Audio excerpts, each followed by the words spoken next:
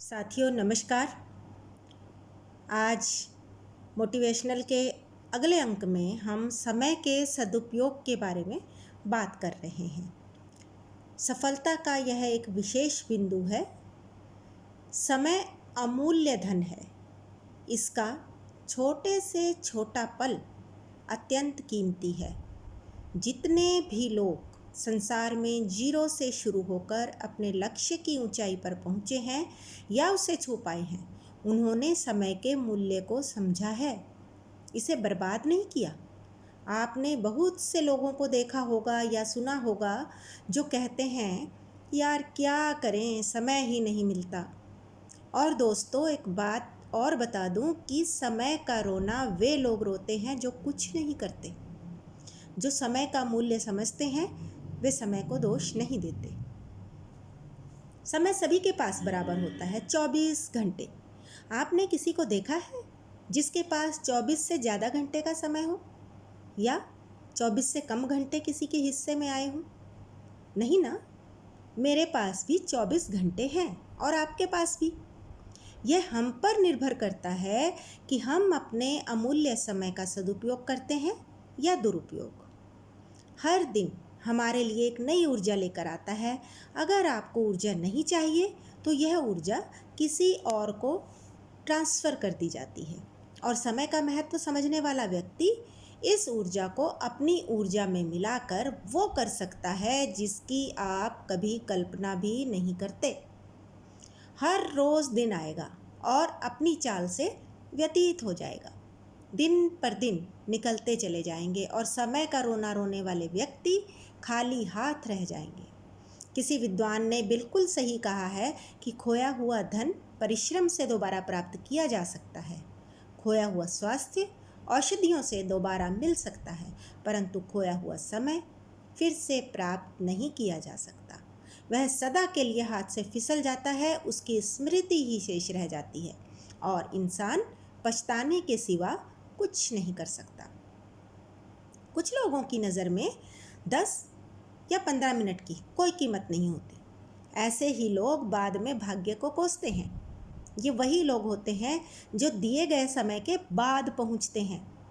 आपको किसी ने मिलने का समय दिया सुबह 9 बजे और आप उसके पास 15 मिनट देरी से पहुंचे और उसके पास तो आपके लिए 15 ही मिनट थे, क्योंकि उसका समय तो कीमती है, आपका नहीं। अब वह आपसे मिलने से मना कर सकता है, क्योंकि अगर वह आपसे बात करेगा तो किसी अन्य को दिए गए समय में कटौती करनी पड़ सकती है। अपने नहीं तो दूसरे के समय की कीमत को ही समझ जाइए। अब कायदे से उसे आपसे नहीं मिलना चाहिए। मैंने ऐसे बहुत लोगों को झेला है जो अपने समय की कद्र नहीं करते। उनके कारण मुझे जो परेशानी झेलनी पड़ी, मैं चाहती हूँ वो किसी दूसरे को न झेलनी पड़े। हर दूसरा व्यक्ति समय के महत्व को नहीं समझता। यदि आप इन पलों का सदुपयोग करना सीख गए तो सफलता प्राप्त करने की राह आसान हो जाएगी। या यूँ समझ लीजिए, आज अगर आप समय की कद्र करेंगे तो कल समय आपकी कद्र करेगा। छोटे छोटे लम्हों का उपयोग करना वैसा ही है जैसे कबाड़ से कोई दुर्लभ कलाकृति बनाना। ग्लैडस्टोन बहुत प्रभावशाली व्यक्ति था, परंतु वह अपना एक क्षण भी व्यर्थ नहीं करता था। वह हर वक्त अपनी जेब में किताब रखता था। जब भी कुछ पल उसके पास बचते थे, उन पलों में वह उस किताब को पढ़ा करता था ताकि अपना ज्ञान बढ़ा सके। वह इसलिए चिंतित रहता था कि कोई पल व्यर्थ न चला जाए। प्रतिभाशाली व्यक्ति अपने समय को छोटे छोटे हिस्सों में बांटकर उनका उपयोग करते हैं और महान बन जाते हैं। और फालतू बातों में ध्यान देने वाले व्यक्ति उन पलों की तरफ देखते भी नहीं। प्रतिदिन 1 घंटा कोई काम सीखा जाए तो कोई भी अनभिज्ञ व्यक्ति उस काम में माहिर हो सकता है।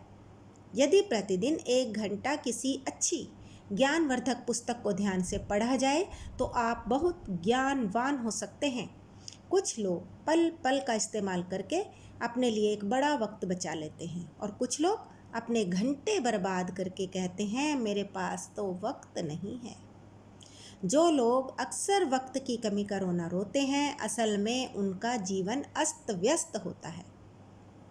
ऐसा कोई भी व्यक्ति दुनिया में नहीं है जो अपनी उन्नति और विकास के लिए प्रतिदिन 1 घंटा ना निकाल सके।